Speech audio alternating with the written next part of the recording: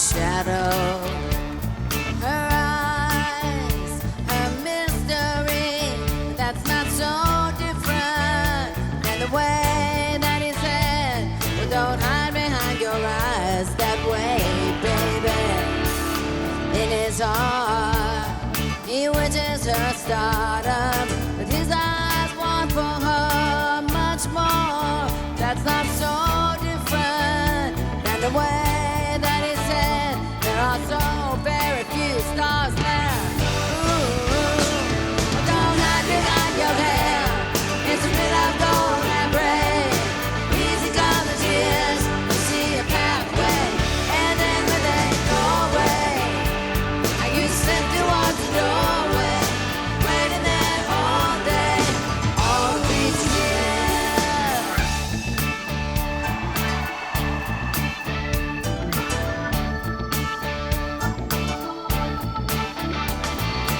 In his heart, he wishes her stardom.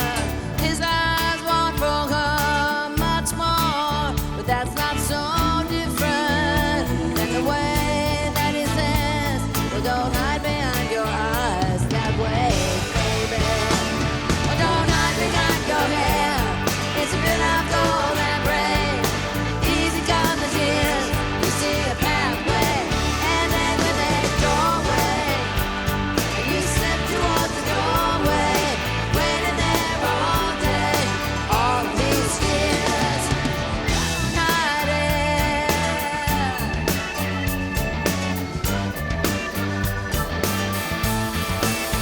In his heart, he wishes to forget her like to make her better, hold her like a child.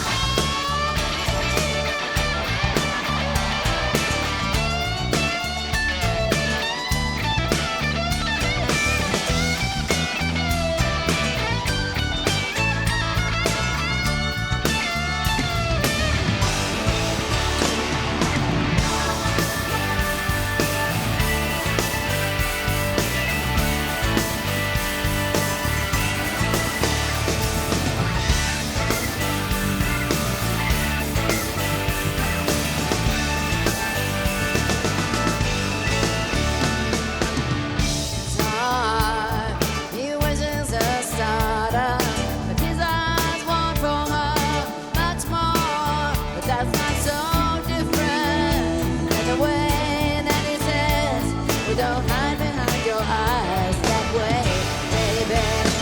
Well, don't hide behind your hair. It's a bit of gold and gray. Easy come the tears. You see a pathway, and then when they go away, you slip towards the doorway, waiting there all day, all these years. Don't hide your eyes that way.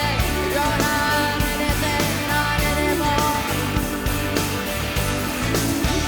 Because I never did not love you. I never did run from you. In a dream I said to you that I always loved you.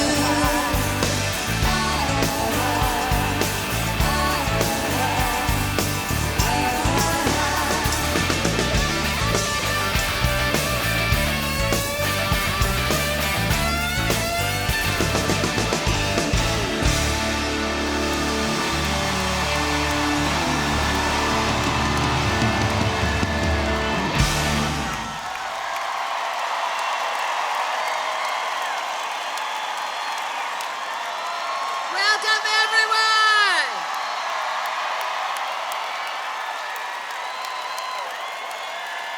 Well, as you can see, there are like drone-like things flying around the ceiling.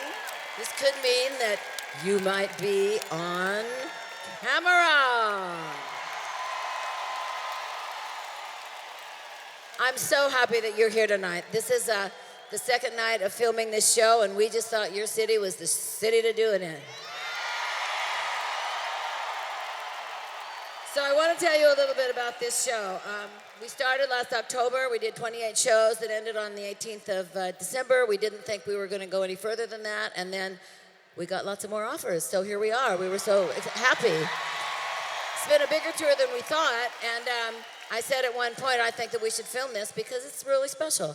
This show is different. It's not the same Stevie Nicks show you've seen a million times because I am not the same Stevie Nicks that you've seen a million times. I wanted it to be different.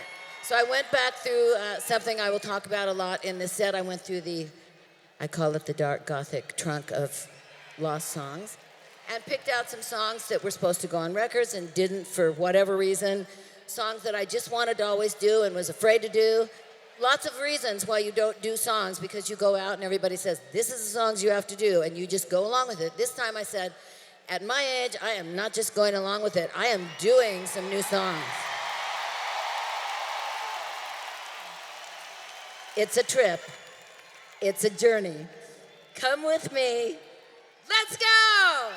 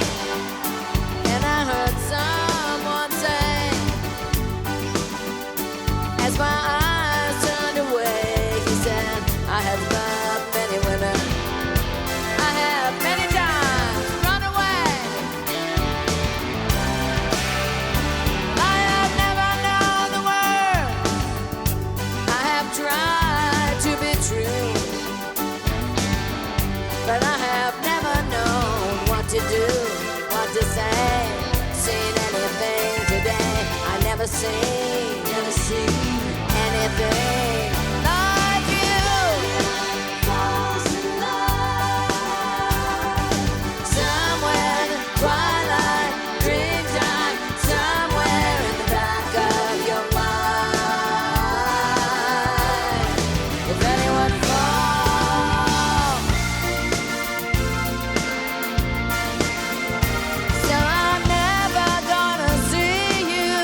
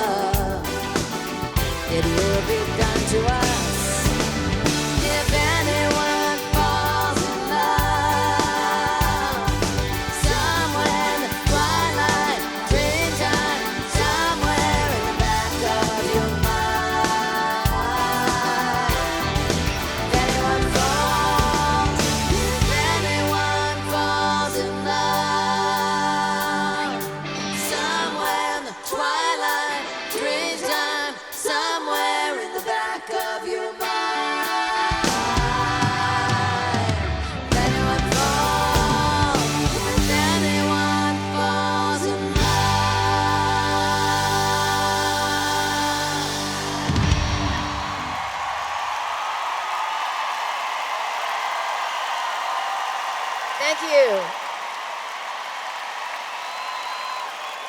1979, I decided that I really wanted to do a solo album. I wanted to have a vehicle for all the songs that didn't get recorded, like just in that 4.5 years.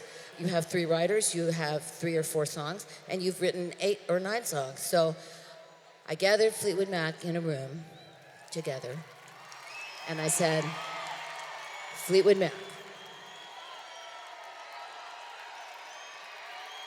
I want to do a solo record, but it is not going to hurt us at all.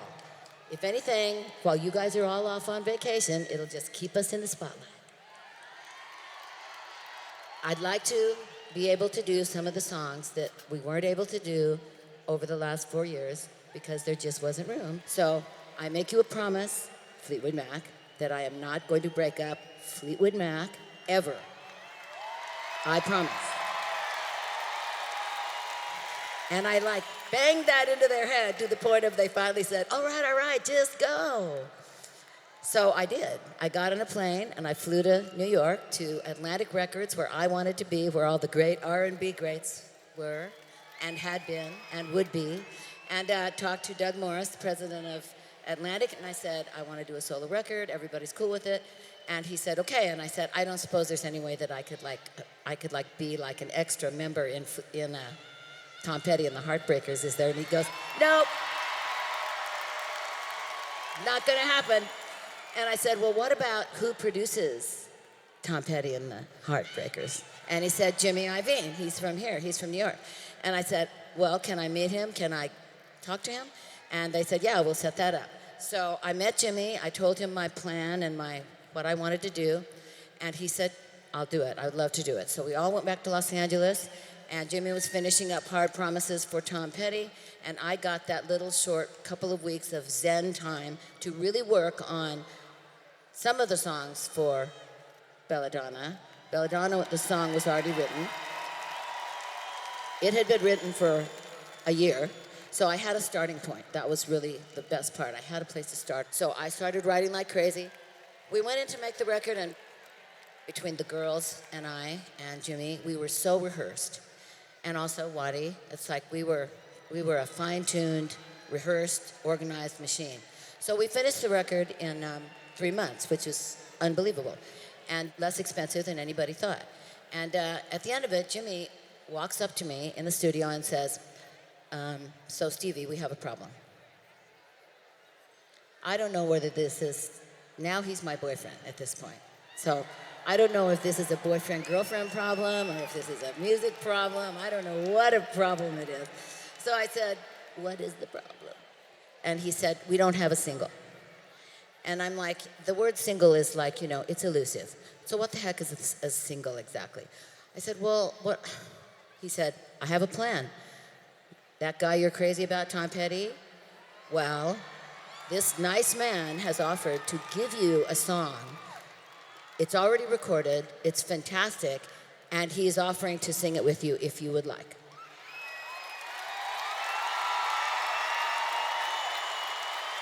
But his last sentence was, and Stevie, it's a hit song. So we did. I went in with Tom, put my vocal on this already recorded track, came out great. We did like a crazy music video for it. And really, the rest is kind of history because that song kicked Belladonna up into the stratosphere.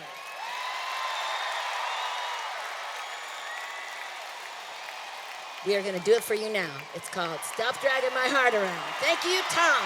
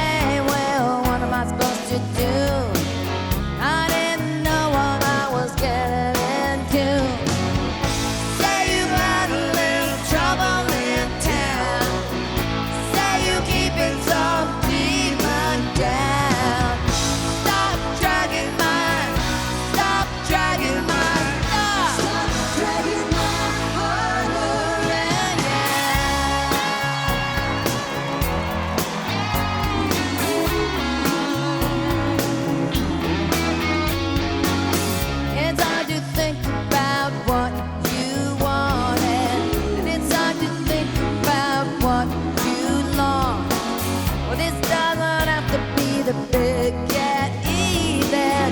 This doesn't have to be anything at all. Now you really wanna tell me goodbye. Now you really wanna be a gone girl. Hey baby, you could never look me in the eye. Oh, when you buckle with the weight of the world. Stop dragging my, stop dragging my, stop dragging my heart around.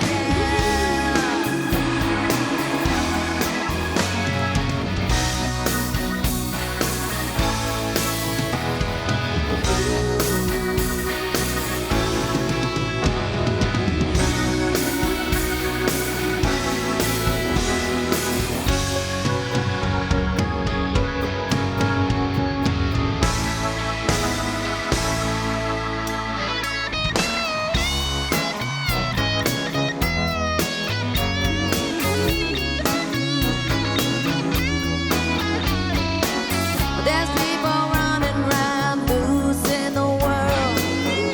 Ain't got nothing better to do. They make a meal of some bright-eyed kid. Ooh, you need someone to look after you. Now you really wanna tell me goodbye. Now you really wanna be a gone girl.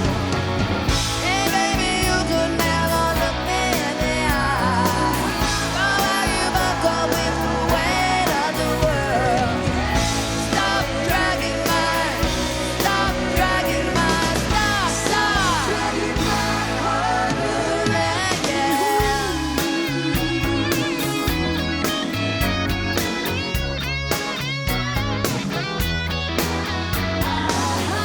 Stop dragging my heart around.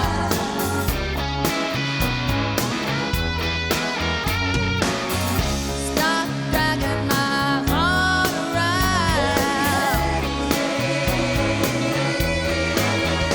Won't you stop dragging my heart around?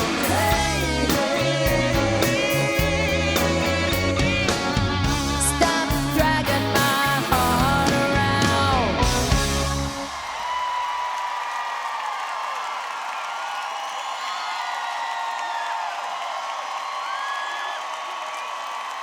Thank you. That was fun.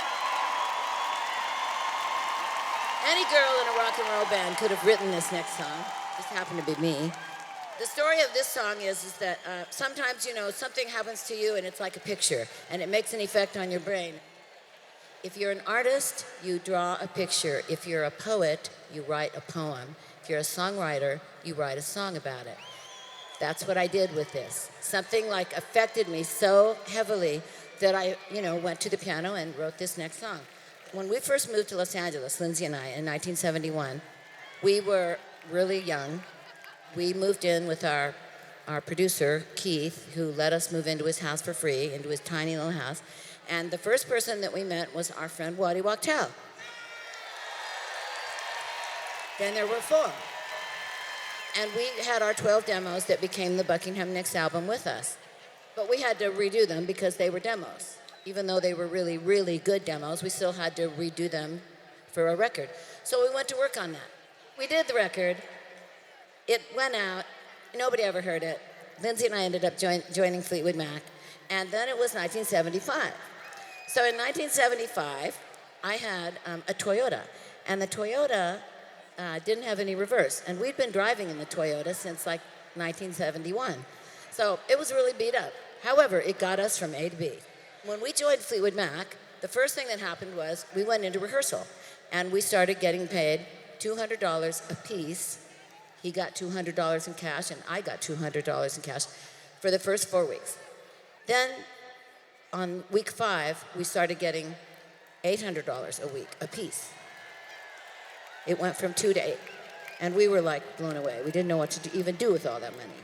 But the best part, better than the money, was that we were going to go and do some little press thing. And so we both got like a first-class ticket on an airplane. And we got picked up by a long, shiny black limousine. And I, after driving that Toyota for 7 years, was just like, oh my God. I love that so much. So I did love it so much. I got into that very quickly. I never looked back. However, I started to realize that when the black car came to get me, it was goodbye. And if it was a boyfriend, it was probably, it's over. Because you could never know when you were coming back. When you went on the road and you're in this band that's getting bigger every day, you couldn't say, I'll be back in 6 weeks, because you probably wouldn't be back for a year. So the limousine started to almost make me like sad. And then I started to miss my Toyota. And the Toyota had already been stolen and put in the police, you know, like where they put stolen cars in the police thing, and people stole it twice, and it did 2 robberies, and then the 3rd robber stole it again. We never saw it again. So I couldn't even get it back.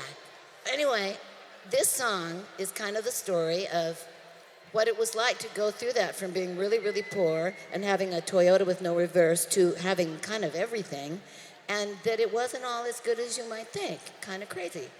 It's the picture I painted, the poem I wrote. It's called Belle Fleur.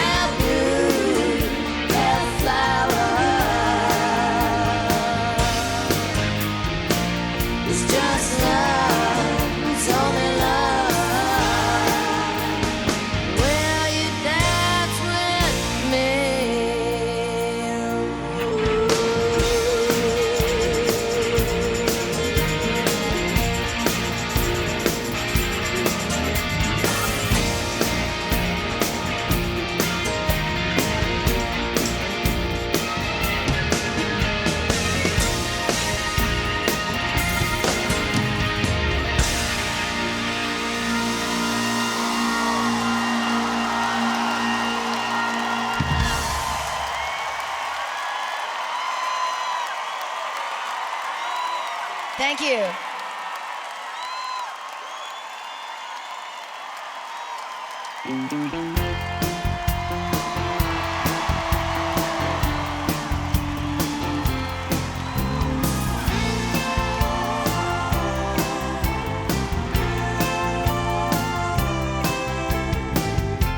So I'm back to the velvet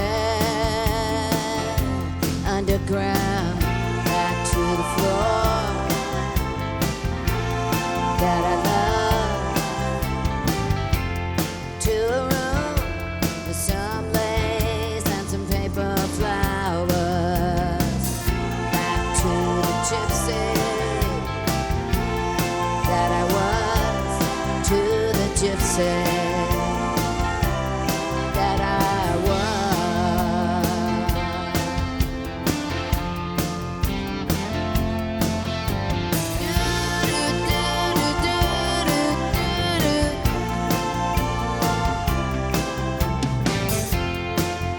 And it all comes down to you. Well, you know that it does. Well, lightning strikes, maybe once, maybe twice, and it lights up the night. And you see your gypsy. You say, hey, hey, baby. You see your gypsy.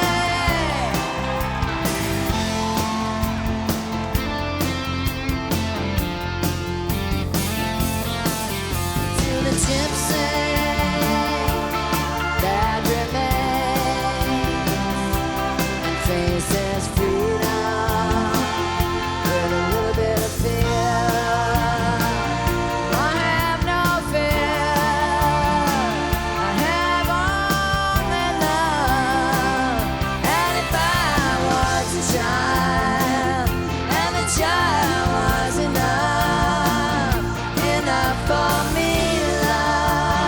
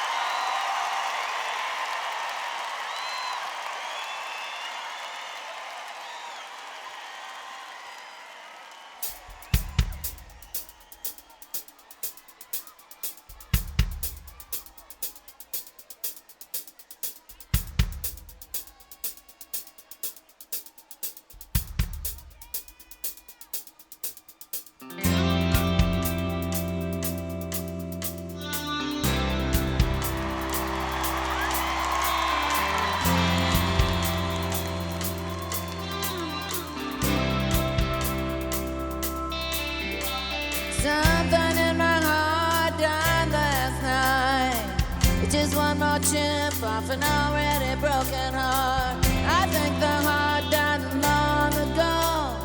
That's when I needed you. That's when I needed you most. That's when I needed you. That's when I needed you the most. I run around like a spirit in flight. Fearlessness is fearlessness. I will not forget this night. Damn my wild heart. Damn my wild heart. Where is the reason? Don't blame it on me. Blame it on my wild heart. As to the seasons when you fought from the beginning, long before I knew it, there was a danger, and the danger was to fall in love.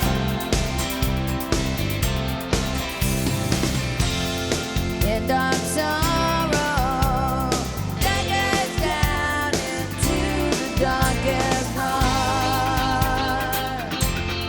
If I leave you, you say not even you can tear us apart.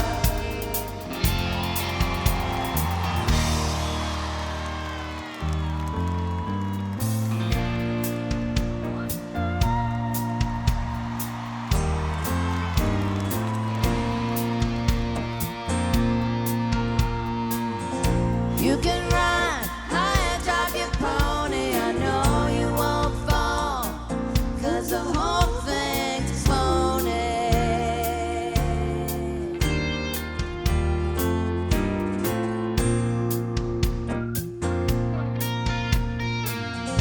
You can fly, swinging from your trapeze, scaring all the people, but you never scare me.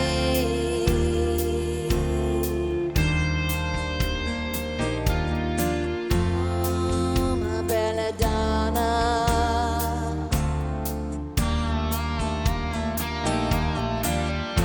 And we fight for the Northern Star.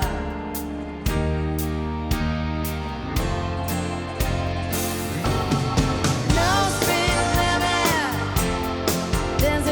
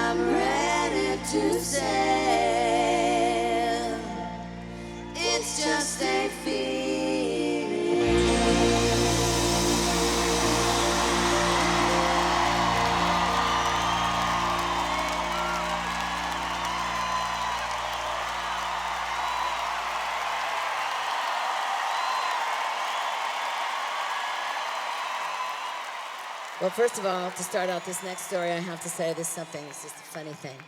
Um, when I look down at my feet in this cave, it's like I fly like 35 years back because from here down, it looks exactly the same.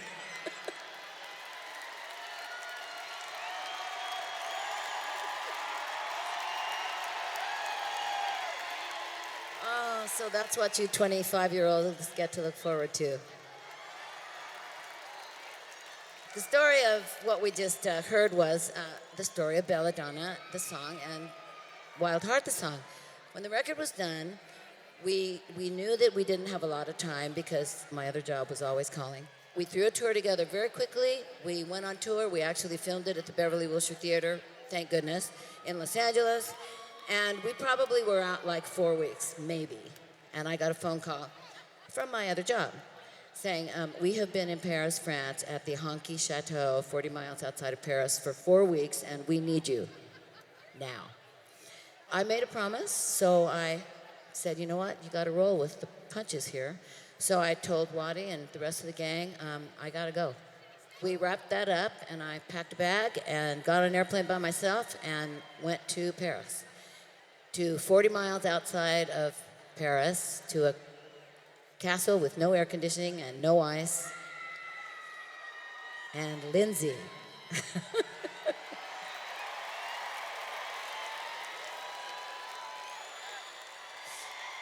So I walked up the path into the castle, immediately saying, can I have some iced tea? And they said, no, you can have tea, but no ice.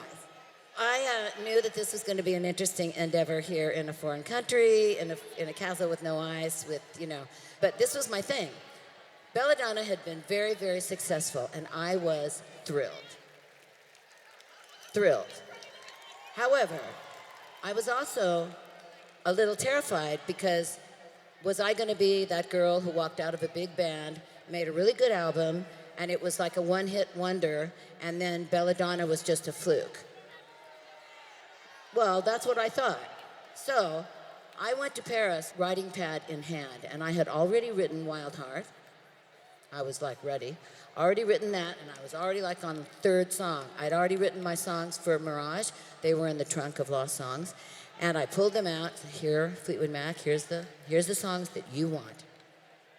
And I'm up in my little room like, so I'm writing these songs. I get it all done. We do Mirage, it comes out great, it does really good. We go on a really long tour. The second that tour is over, the last night, I call Jimmy Iovine and I say, Jimmy, I'm done. I've written the title song for my next solo record. It's called Wild Heart. It's really good. I think you're gonna love it. I've also written 4 or 5 others, and I'm coming home next week, like this week. So can you book a studio? How do you feel about that? And he said, what can he say? He said, okay, I'll clear my schedule. So I raced home. We went in to make Wild Heart, but I have to tell you, Wild Heart was not near as easy to make as Belladonna was, because I was 2 more albums really spoiled than I was before I started Belladonna. I was like a little more arrogant. I was a lot more crazy,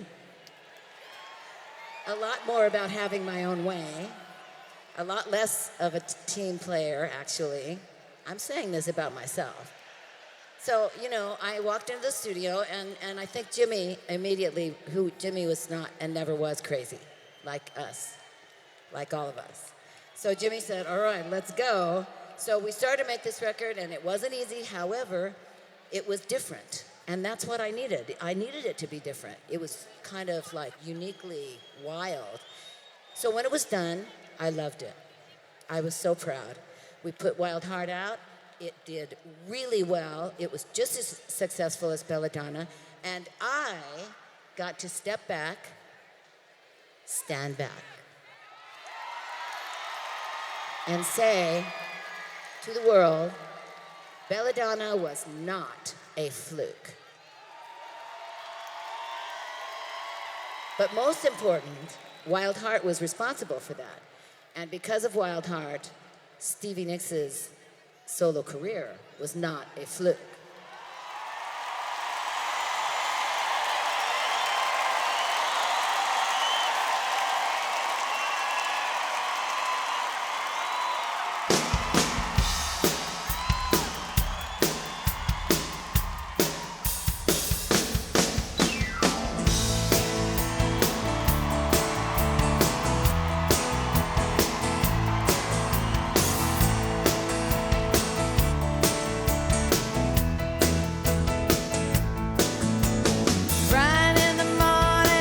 to be strong, waiting for the spring to turn into the fall. Love don't mean what it says at all. Now my destiny says that I'm destined to fall. Well, you thought you saw something in my eyes. Well, it's a shame that you wanted me, you didn't try. Quite a sad face, oh darling, was it my darkness, shadow light? I mean to cause no trouble for you, that is the story of my life. Well, you thought you saw something in my eyes.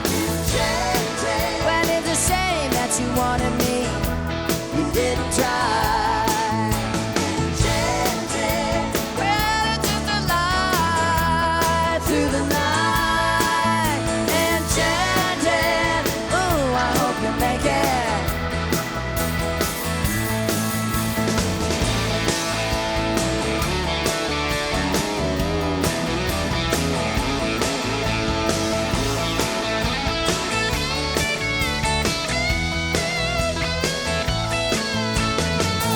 You were gone from me. When I remember someone, I remember their dreams.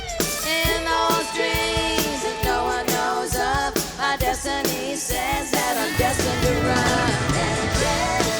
Well, you thought you saw something in my eyes. It's a shame that you wanted me, you didn't try. Well, it's just a lie through the night, enchanted. Ooh, I hope you make it. Enchanted. Ooh, I hope you make it. Whoa, whoa, whoa, I hope you make it. Whoa, whoa, whoa, I hope you make it. Yeah, yeah, yeah, I hope you make it. Yeah, yeah, yeah, I hope you make it.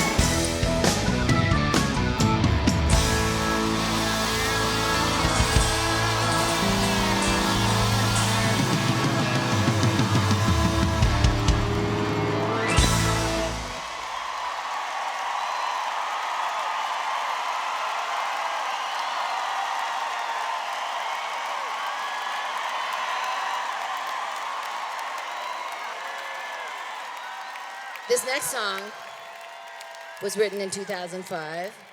I was in my house in Santa Monica, in my living room looking out at my blue calm sea. And I was drawing because when I'm really not working, if I'm really off, then I draw. So I'm drawing and I have the TV on, but I'm not really listening to the television. When I draw, I kind of go into my own thing, and I'm sure if you draw, you understand. You just go away. So I'm drawing, and all of a sudden I become like aware of what they're saying on the television, and I look up, and it's like this big, massive breaking news, and it says there's this hurricane, and it's so huge, and it's coming to the other side of our country. And I'm like, thank you, God, that I am not over there.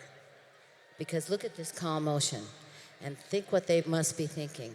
And so I started on my adventure, horrible adventure, of sitting there watching this just get bigger and bigger, and getting more worried and more worried about this thing that was not stoppable. No amount of money, no amount of anything was stopping this. And that's what, the first time I think I really thought, you know, sometimes who you are, what you have, how much money you have, how famous you are or rich or anything else doesn't matter one little bit. When that hurricane is coming, it's coming. So I thought, okay, I watched it for 2 days, and I thought, I need to write about this because I am a reporter. I chronicle things, I archive things, because I believe in my life that the one thing I really know happens is that time passes. And when time passes, really important things, things that you really wanted to never forget, start to fade. So people like me, we write it down. So I start writing this. This is like day 3. And I start writing this poem. And it is not a happy poem. It is not a pretty poem. In fact, it's like a terrible poem. And I'm thinking to myself, okay, gee, when this hurricane slams into New Orleans, they're going to be so happy in 10 years that I wrote this dirge, horrible thing about their city. So throw that away. You have to go back, start at the beginning. So I crunched it up and threw it in the wastebasket, started over it. And I said, how can I attack this? Okay, there will be survivors. Some of the houses won't be touched. Some of the houses will come down, they'll be rebuilt. The dogs can swim, most of them are gonna get out. The people that are on the roofs, they're waving like crazy. A lot of those people are gonna get saved. People will come back. New Orleans won't die, it will survive. It will, at some point in our lifetime, again, become a celebration of life and a celebration of survival and a celebration of what a great city can do to fight back a monstrous storm. And that's what I did. I wrote a poem about that. Then I put it to music. I liked it. I put it in the Gothic trunk of lost songs, and there it stayed until 2010. I went in to make a record called In Your Dreams, and I said, okay, In Your Dreams, this is time. It's time to record this song. I recorded it. I loved it. I had the right people, the right vibe. It came out perfect, but I still put it back into the Gothic trunk of lost songs because it was still too close to my heart. I still couldn't do it on stage. So this time when we went out, last October, I said, I think it's time to do this song for people. I wrote it for something. I need to share it with the world now. So that's what we would like to do now. We would like to play this for you. This is New Orleans.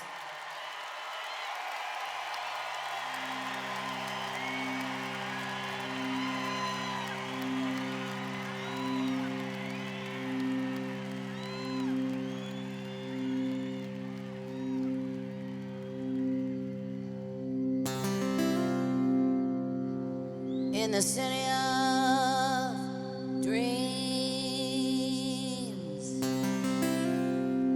lies the city's gold.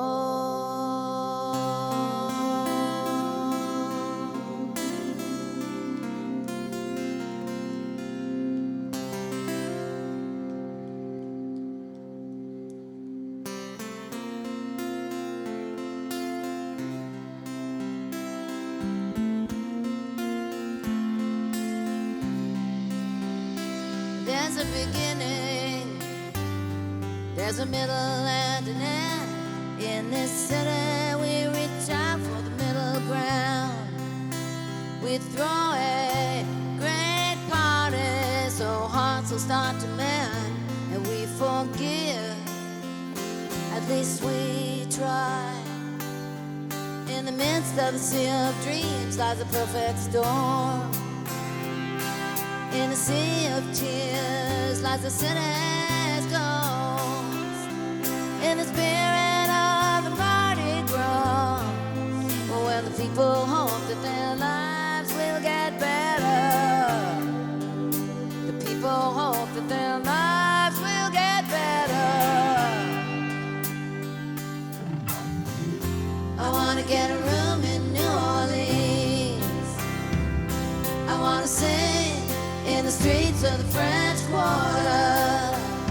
I wanna dress up, I wanna wear beads, I wanna wear feathers and lace. I wanna brush by and rise, go down Bourbon Street.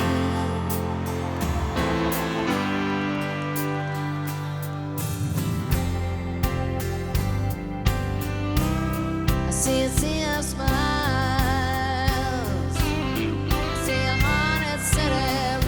down. I see hope in all their faces behind the mask of Mardi Gras, where the good and the righteous walk and the wicked as well.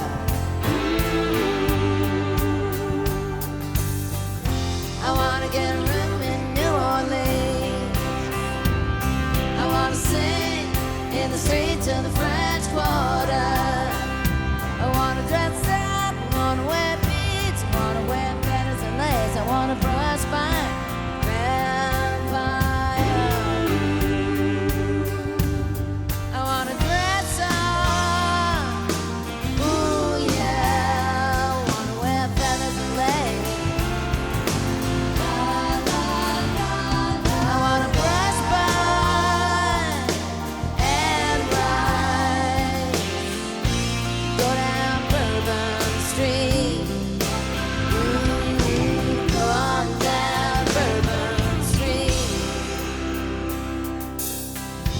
Within these rooms, I go up to my balcony and then I put the paintings on the wall. And I open up my gallery and I open up my doors and I stare at the city. As I stare at my city, I wanna get a room in New Orleans.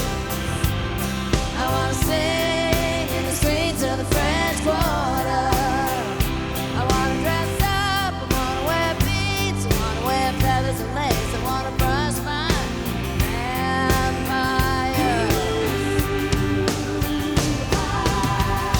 I wanna get back to New Orleans. I wanna sing out in the streets of the French Quarter. I wanna dress up, I wanna wear beads, I wanna wear feathers and lace. I wanna brush my hand rice. Go down Bourbon Street. Go down Bourbon Street. Walk down Bourbon Street. Go on down.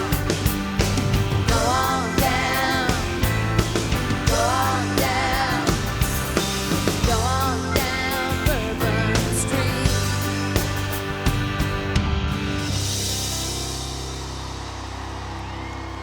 In the city of dreams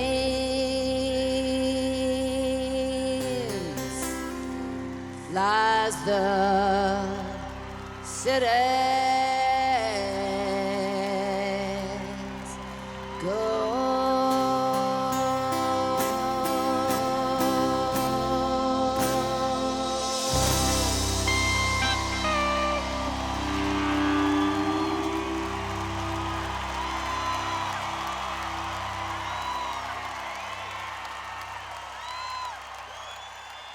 So this next song was written in Tom Petty's basement / studio. And it was somewhere in the beginning of the 80s. I'm not sure when, but every once in a while I'd go over to his house and we'd like hang out and write. I had this song that I really thought was good enough at least to present to Tom because Tom doesn't like everything. So I go to his house and I go in and we go downstairs and I said, I have a song. And he says, okay. He could tell I was really serious. He goes, okay, play it. So I sit down at the grand piano and I play this song. And at the end of it, he said, that's a really good song, Stevie. And I said, okay, well, can we record it? He said, yes, we can. And I said, and are the Heartbreakers on their way over? And he said, yes, they are. Everything was working for me that day. So I said, okay, great. And so the Heartbreakers came in, we recorded the song, and it was just one of those songs. Took 20 minutes. Good news is, took 20 minutes. Bad news is, took 20 minutes. I would have preferred for it to have taken all day, but it didn't. It just was one of those, like Belladonna, it just flowed. So it was done. I put a really good vocal on it. Tom put a little harmony on it. And it was dark. I was going home, and it went back into the Gothic trunk of lost song. And there it stayed because I wasn't doing a record, and Tom wasn't doing a record, so there was really no place for it to go until now. So when I went to Nashville about a year and a half ago, I took like a suitcase, actually it was the trunk, to Nashville, and I took a bunch of my demos, of which this was one of them, and I said, I want to record these songs, but I want them exactly the way that they were. I don't want any changes. I don't want any little new parts. Don't like write an extra thing, just exactly the way I wrote them. And they did it. And so we're going to do it for you now. Tom's Basement song. It's called Starshine.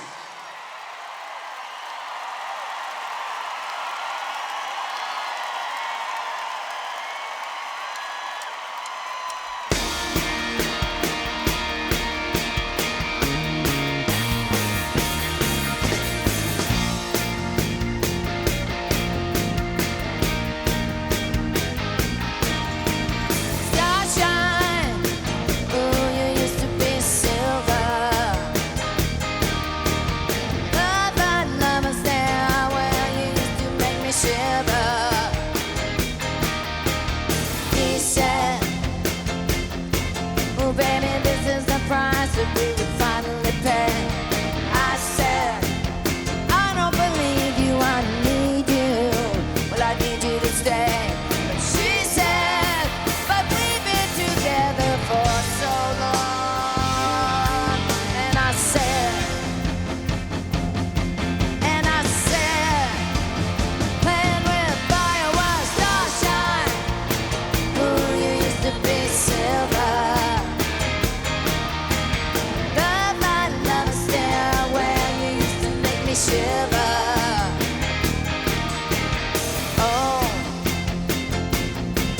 said, well, this is the price that we will finally pay.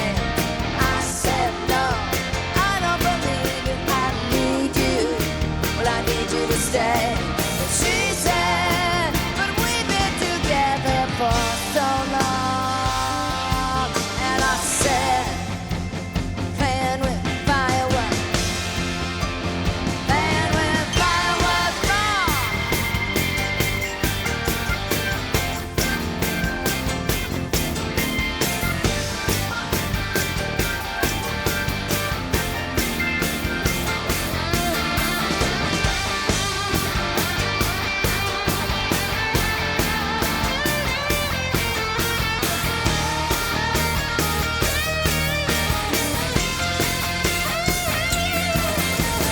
Starshine, oh, you used to be silver. Love like lovers now, where you used to make me shiver. He said, oh, baby, this is the price that we will finally pay. I said, I don't believe you, I need you, but I need you to stay. She said, but we've been together for so long. And I said, playing with fireworks, playing with fireworks, playing with fireworks, starshine. Ooh, you used to be silver.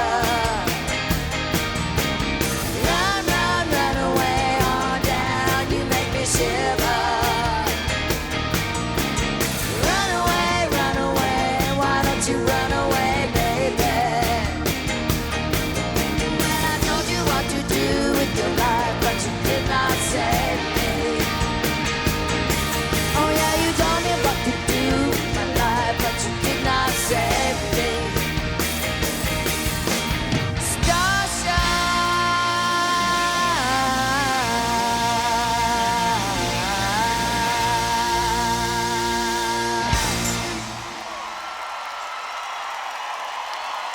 Thank you.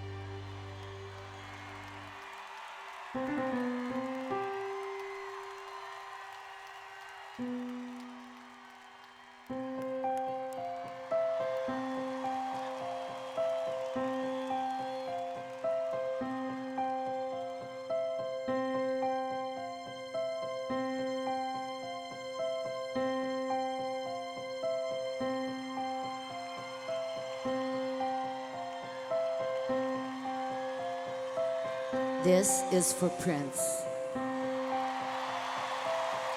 Some call her strange, lady from the mountains. Oh yes, and others say she's not really real. Like a candle, burns bright, wants to burn faster. Well, but maybe then, at least she really feels. Burning from the middle, just like a candle. She's lonely, lost, she's disconnected. She finds no comfort in her surroundings. She's beautiful, insecure, she has nothing. She goes from situation to situation like a ghost. Then she sees him, candle burning.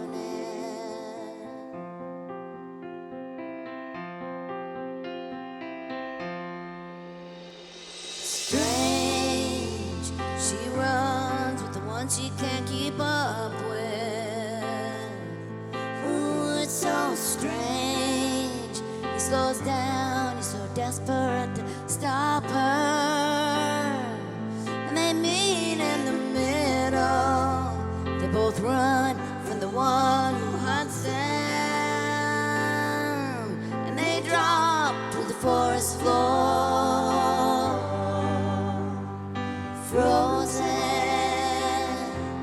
They drop to the forest floor, frozen.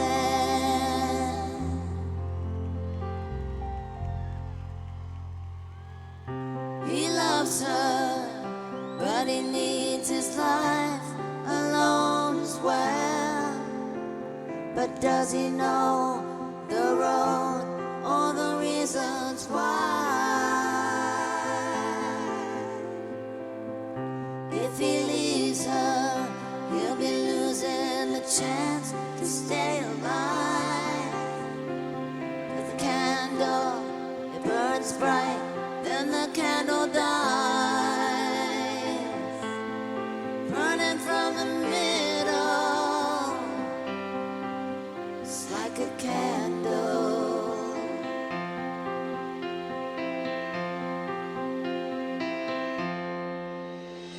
Strange, she runs with the one she can't keep up with. Ooh, it's so strange. He slows down, he's so desperate to stop her. And they meet in the middle. They both run from the one who hunts them. And they drop to the forest floor, frozen. They drop to the forest floor, frozen. She's laid on the floor in silent pain. He sat in a chair for months just staring. She knows too much to walk away. She couldn't do it anyway. She's laid on the floor in silent pain. Strange, she sat on the floor for months just staring. She knows too much to walk away. Well, she couldn't do it anyway. Oh.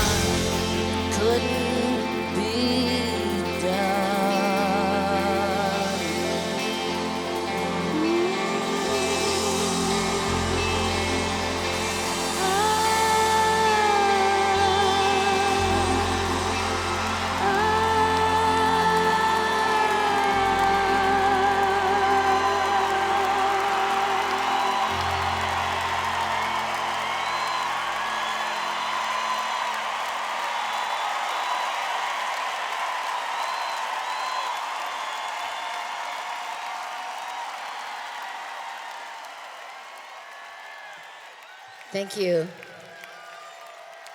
That song has many stories. I only dedicate it to Prince once in a while because I can only handle it once in a while.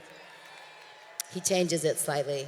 The song was written about Bella and Edward from the Twilight Saga, and I, as many others, sitting on her couch one day out on the road, the movie comes on, and I'm not that interested, and I watch it.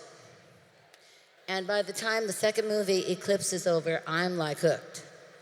And when Jacob says, "You can't fight an eclipse," that was it for me. He was so eclipsed by Edward, right? And I thought, that's it, I'm in. So I read the books, and I really just fell in love with the story. And as a writer, once again, something inspires you that much, it's like part of your own life and your own relationships are all in it. So you sit down at a piano, you write a song, you get up from the piano, you tell your assistant, I'm gonna do a record now. This is me, who hadn't done a record for 9 years because I was so disturbed with the internet that I kind of walked away from recording. And I said, well, I'm done with that.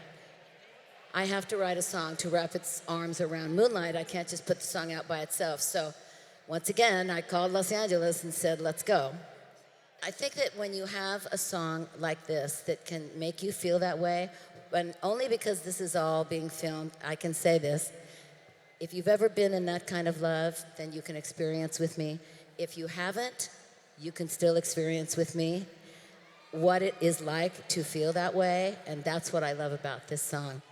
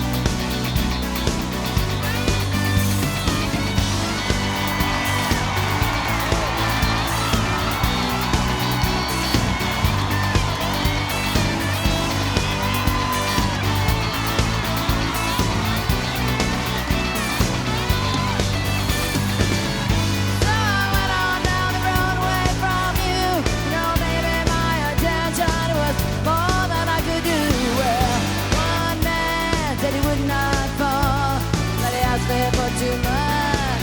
He said, take it, stand back.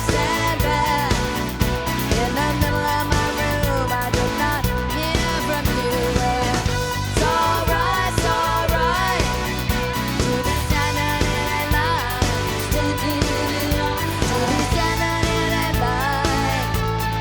I would. Well, I feel I need a sympathy. I feel I need a sympathy. I feel I need a sympathy, baby. Hey, you be standing there, stand back. Hey, you be standing there, stand back. Hey, you be standing there, stand back. Take me home. He said, why don't you just take me home? Stand back. Why don't you take me home? When you be standing there, stand back. When you be standing there, stand back.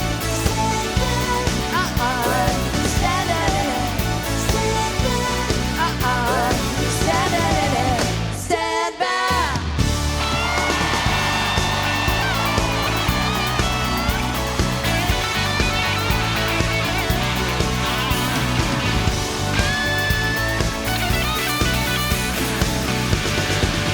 Stand back.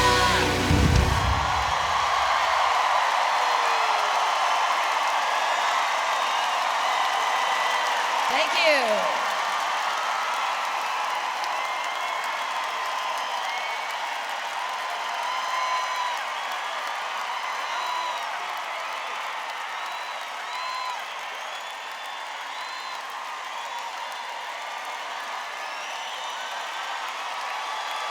I know.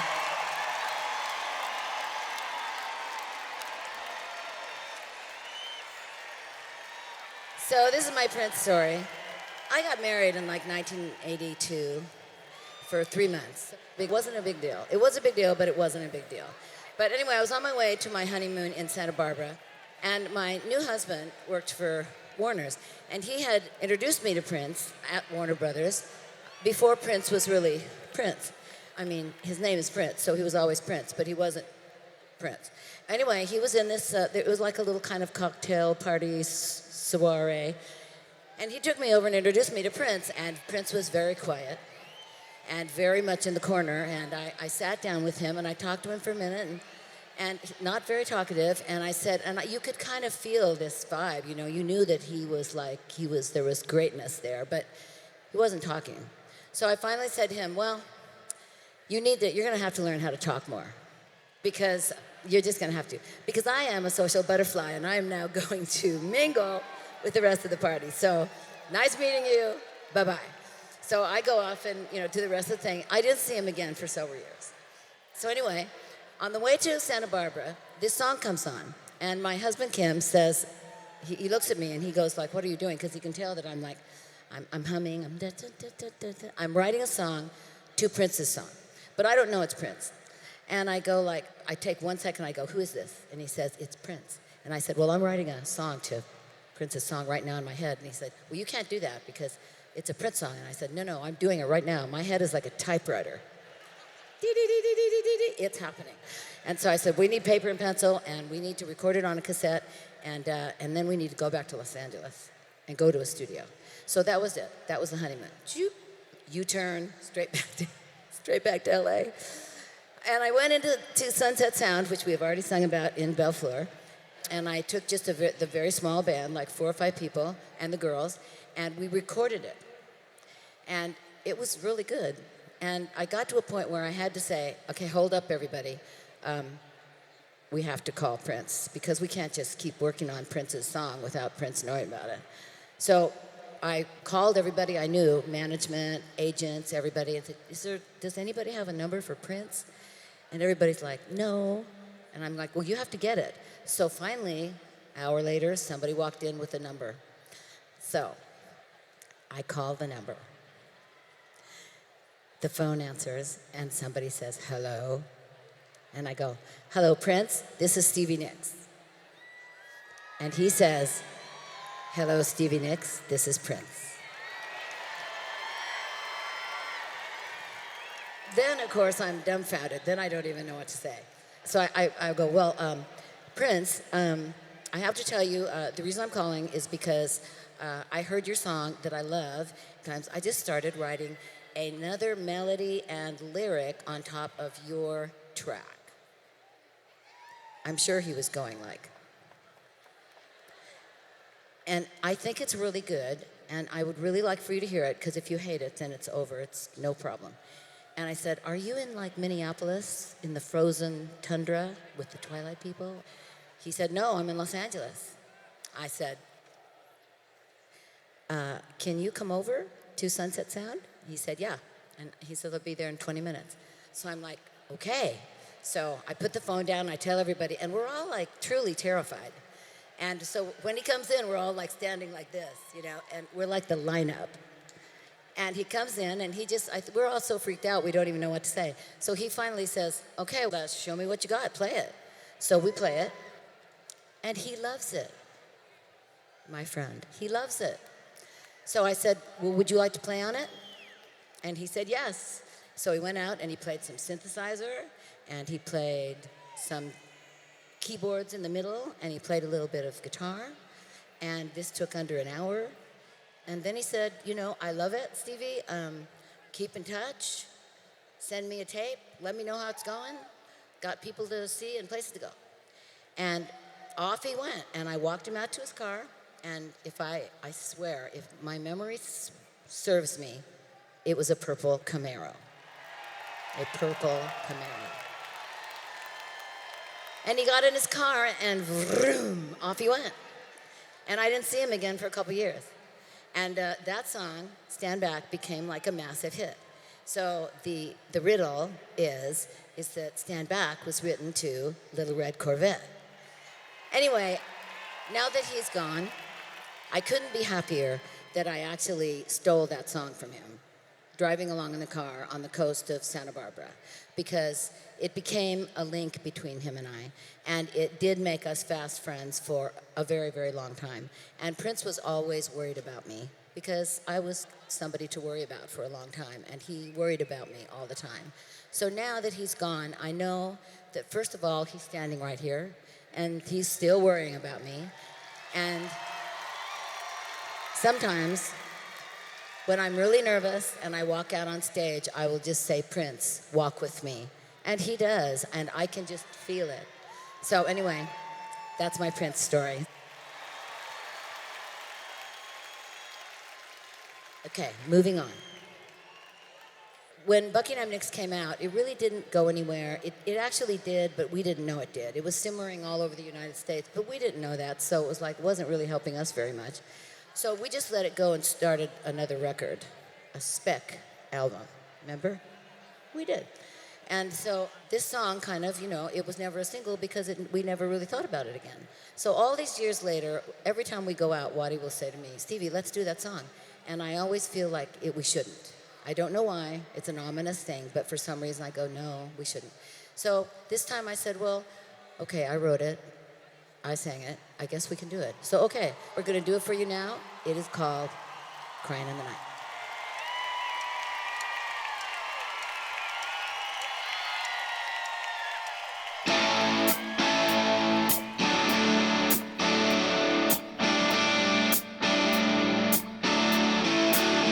She was that kind of lady. Times were hard, whoa. She could come curling round you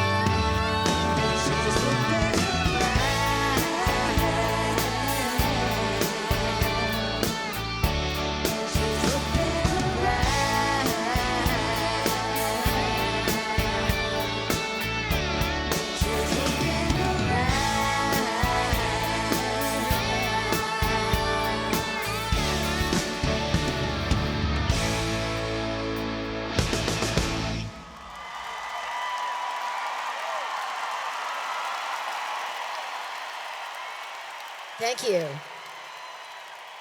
So that is an old song. And if we counted up how old it really is, it's kind of interesting because it was probably written in 1970, but let's round it off and say it was written in 73 when Buckingham Nicks came out. So that would be 1973, 1983, 1993, 2003, 2013, 14, 15, 16, 17, 44 years. And this is the first time it's ever been done on stage. This was a song that I never thought would ever be performed anywhere because we just let it go and moved on. I was just a little girl when I wrote it. I really was. And I had nothing. I was a waitress and a cleaning lady. And I lived in a house with a bunch of guys. You know, I was the only woman and I had to do everything. I had to support everybody, and I didn't have to support Waddy, but I had to support Lindsay and Richard, and I was like the main breadwinner. And it was not, you know, it was great. It was the time of our lives. It was a lot of fun, but it was hard. And I never thought this would happen. I mean, I believed that we would make it, but it's hard at those points to see out. So what I want to tell you is, when you have a dream, just remember this. When I was going to San Jose State, I went to 5 years of college, and my parents supported me. That's why I went. But still, I went to San Jose State. I was in the band that Lindsay and I were in before we moved to LA. It was called Fritz. And I scraped my money together and bought an outfit from the store that Janis Joplin and Grace Slick and all the famous rock and roll women bought their clothes at. And it was just a beautiful pair of really silky, drapey bell bottoms and like a drapey, beautiful top with bell sleeves, and it was beautiful. And I only went to school 3 days a week. So I would take my Goya, classical guitar, and when I would walk through that school, I would walk like,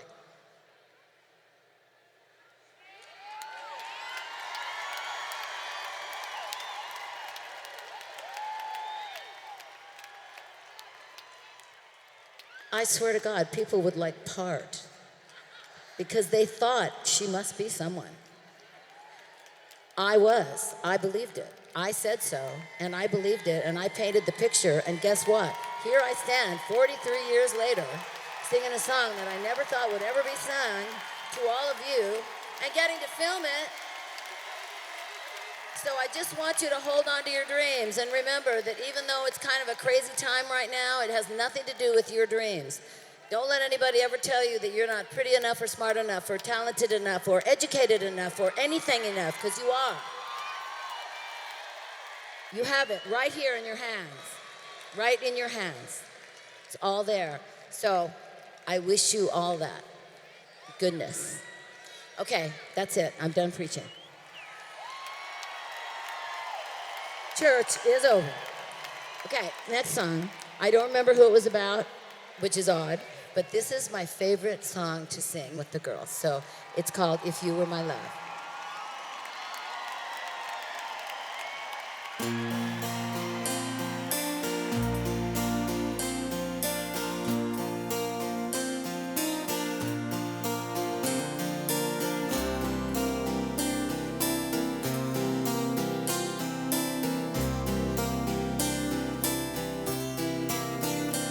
Tonight there are no saviors. This night outside my window wasn't anyone's fault.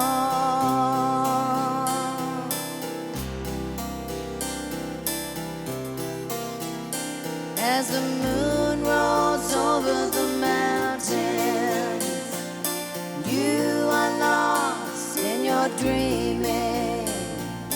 Where is the wild, wide road?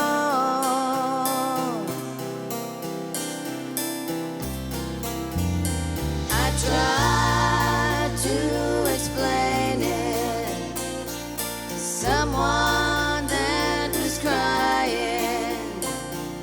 If you were my love,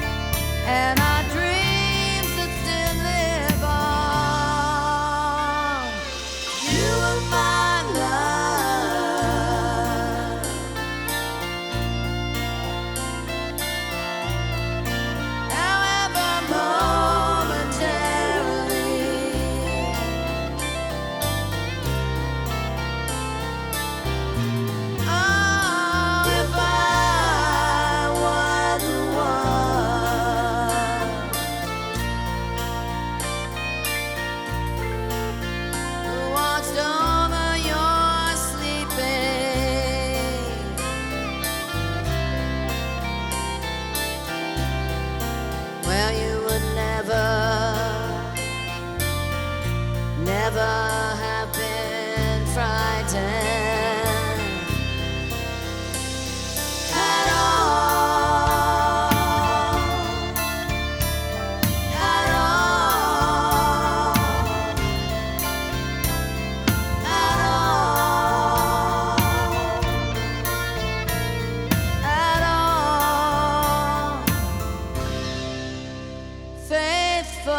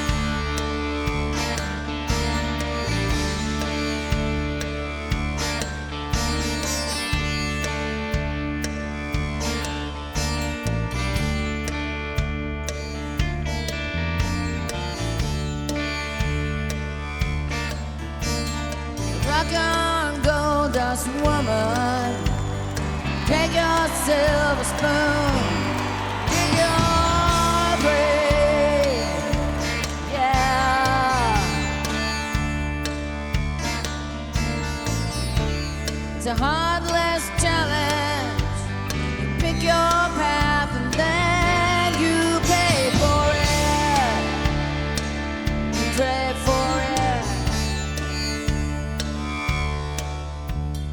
Wake up in the morning, you see your sunrise, but go down. You don't wanna see it.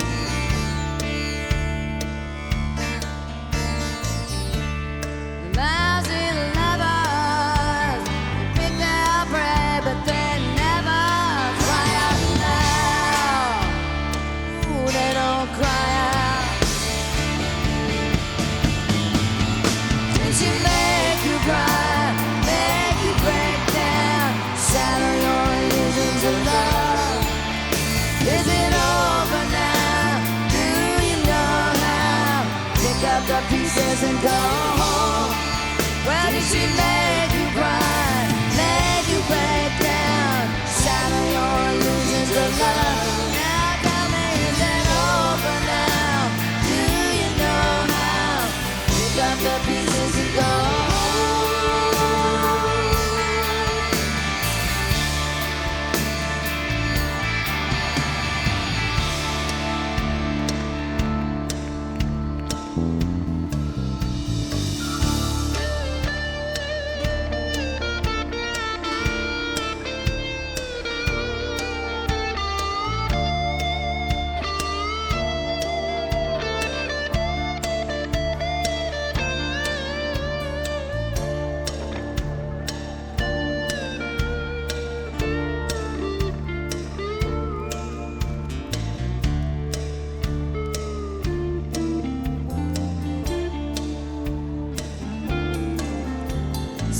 Walk on, ancient queen. Follow those who pale in your shadow. Oh, in your shadow. As rulers, they make bad lovers. Better put your kingdom up for sale. Ooh, you better sell it. Did she make you cry, make you break down, shatter your illusions of love? Is it over now? Do you know how? Pick up the pieces and go home. Oh, how did she make you cry, make you break down, shatter your illusions of love? Now tell me, is it over now? Do you know how? Pick up the pieces and go home. Go home. Go,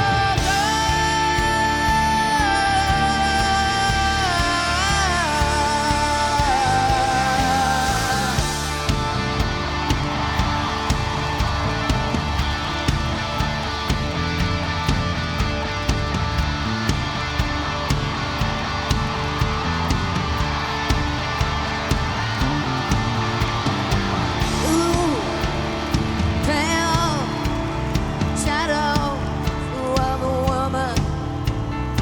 Ooh, black widow. Tell me now. Ooh, pale shadow. She's a dragon. Gold dust woman. Ooh, pale shadow of a woman. Ooh, black widow. Tell me now. Ooh, pale shadow. She's a dragon.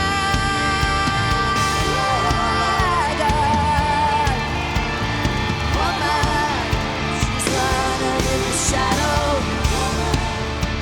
Running in the shadow. She's running in the shadow. Running in the shadow. Running in the shadow.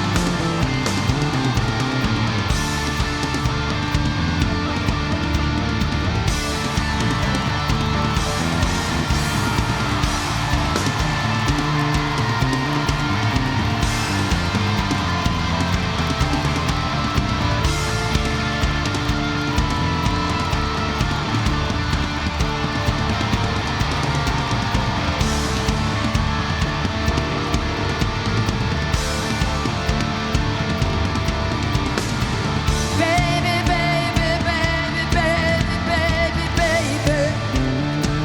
You should see me now. You should see me.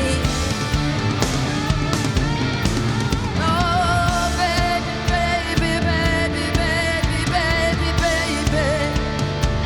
You can't feel me now. You can't feel me. Oh, baby, baby, baby, baby, baby, baby.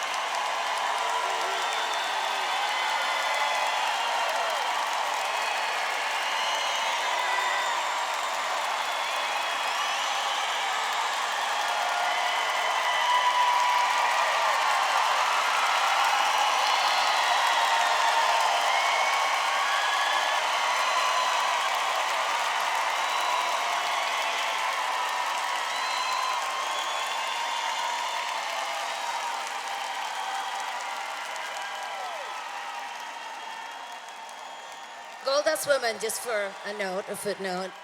Ever since it was written, really, it's been in whatever set, whether it's this band or Fleetwood Mac, or it's one of those songs. It's always done. And this song changes itself.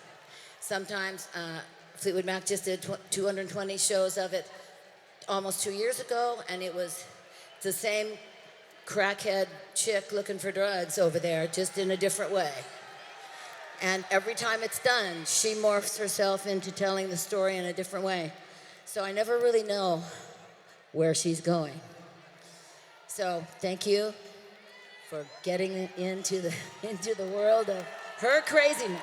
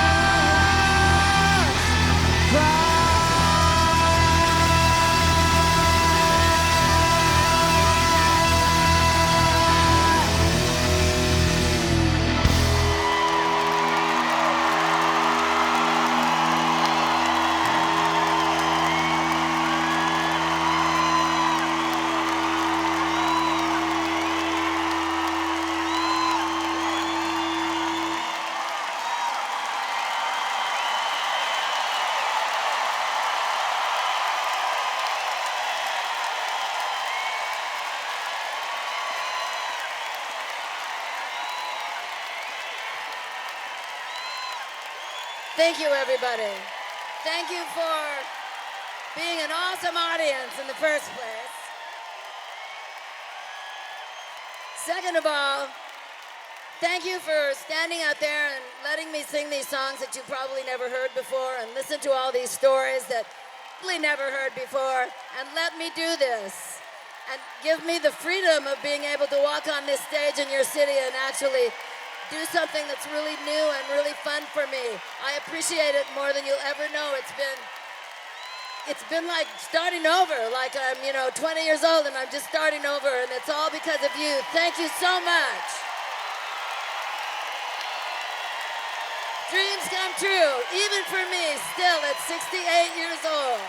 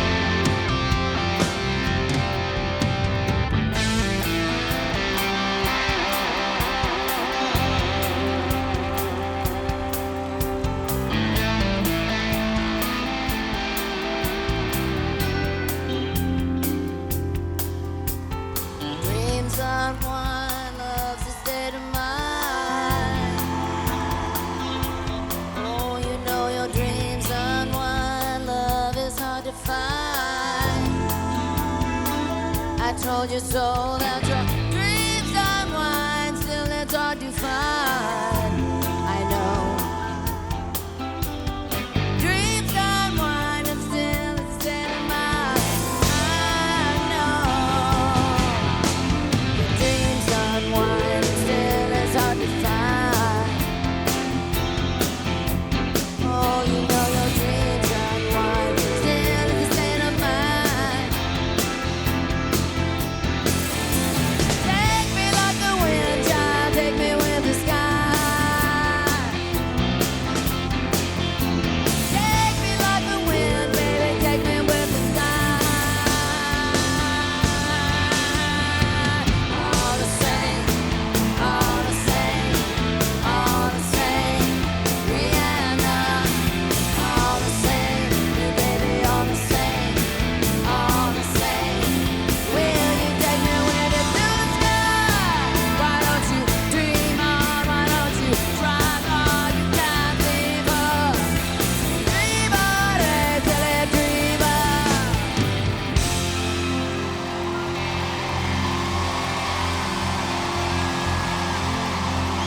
Why don't you still cry out for her? Don't leave me. Don't leave me. Don't leave me. Now.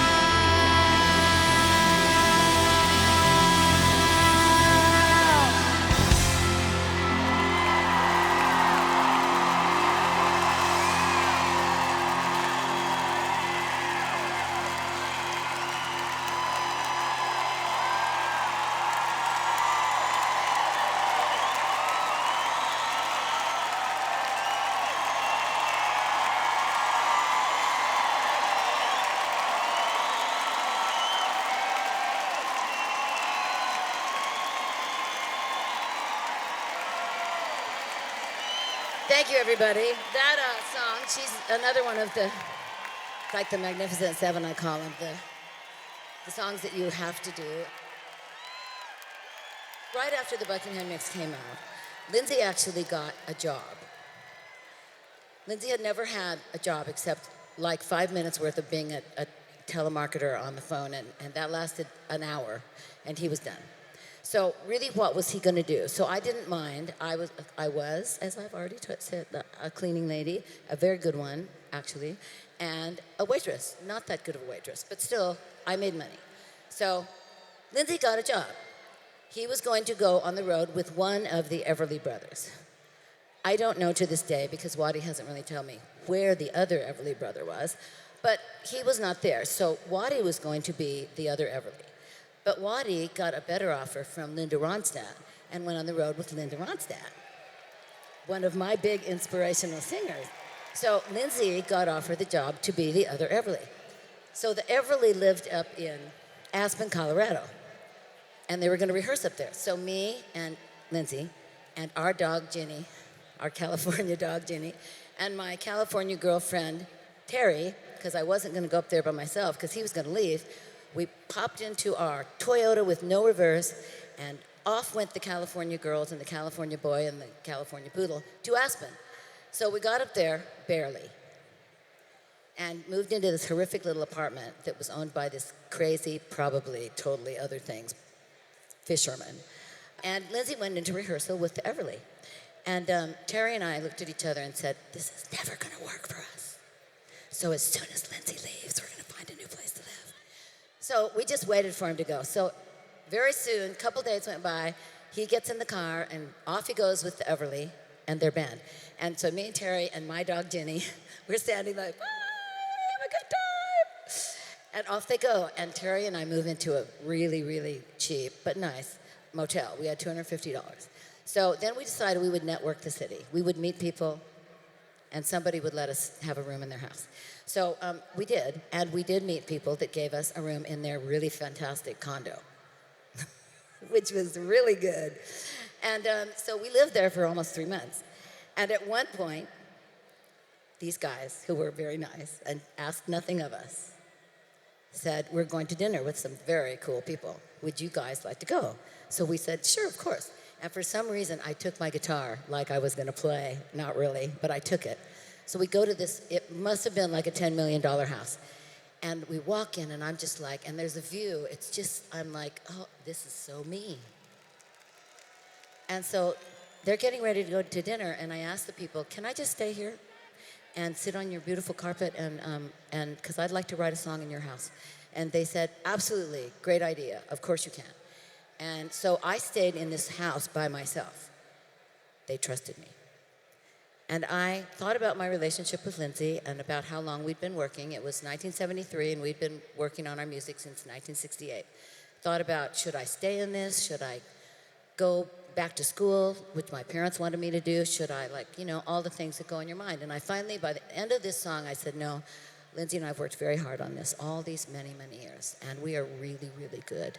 So I'll stay and finish this through to its end, whatever that may be.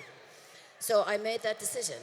So when the people came home, I was like, God bless you. I wrote a song, and I love it. I walked out of that house going, this is just a little song, and maybe it means something. Little did I know that this little song would take us to the top.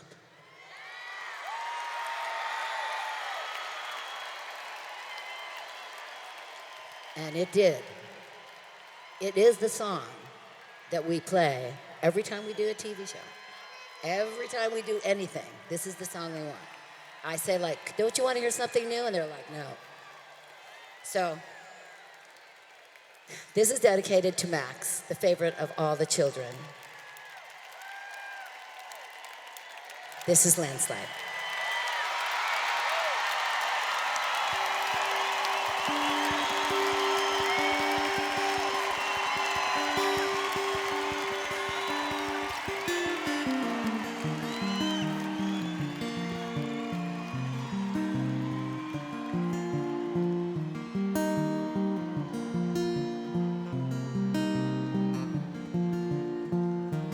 Took my love and I took it down. Climbed a mountain and I turned around, and I saw my reflection in the snow-covered hills till the landslide brought me down. Oh, mirror in the sky, what is love? Can the child within my heart rise above? And can I sail through the changing ocean tides? Can I handle the seasons of my life? I don't know.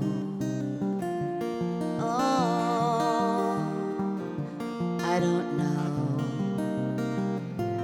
Well, I've been afraid of changing, 'cause I built my life around you.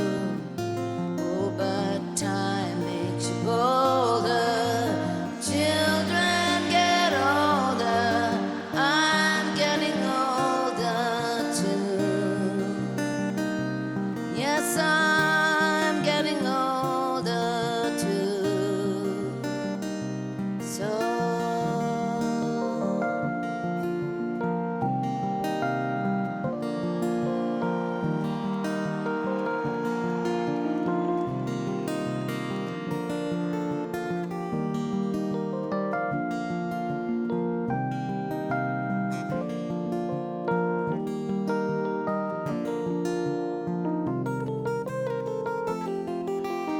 I've been afraid of changing, 'cause I built my life around you.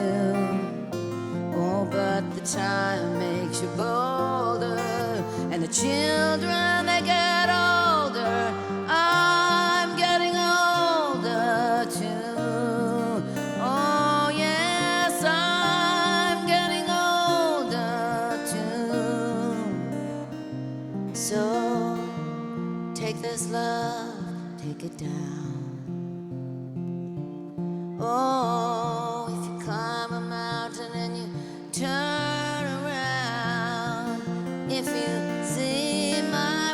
reflection in the snow-covered hills where the landslide will bring it down, down. And if you see my reflection in the snow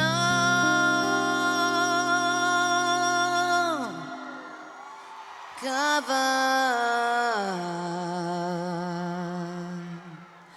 hill.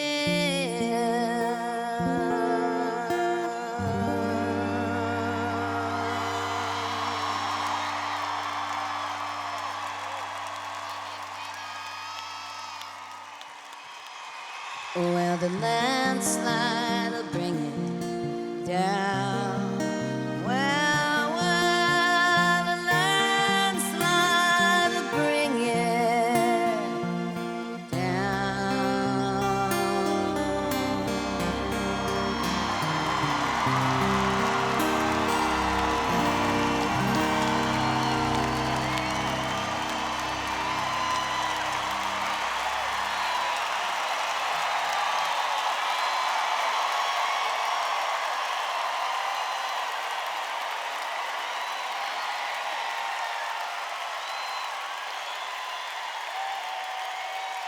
You have to be a really excellent guitarist to be able to take the little song that Stevie wrote that only has like 4 chords in it and put a total jazz chord at the end. That sounds great. I'm like, it blows my mind every night. Ladies and gentlemen, it has been our pleasure to be here to entertain you, to fill your night with fun, hopefully. Take my stories to heart because they mean something. And when you get really like bummed out and down, go like, 44 years she sang that song later. I go, I can do it because that is why I do this. It's the only reason I'm up here is to try to like make your life better. Better. Better. I love you guys. We'll be back.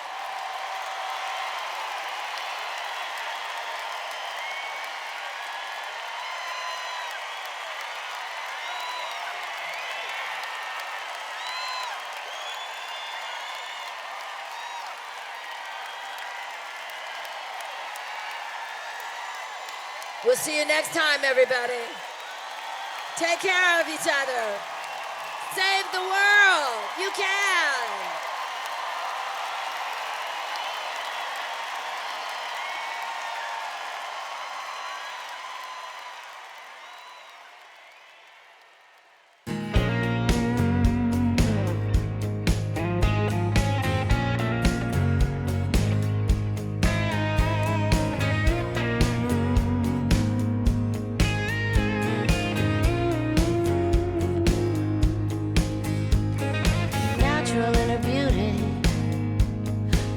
You could say she's just an unapproachable comedian, having much faith in her talent.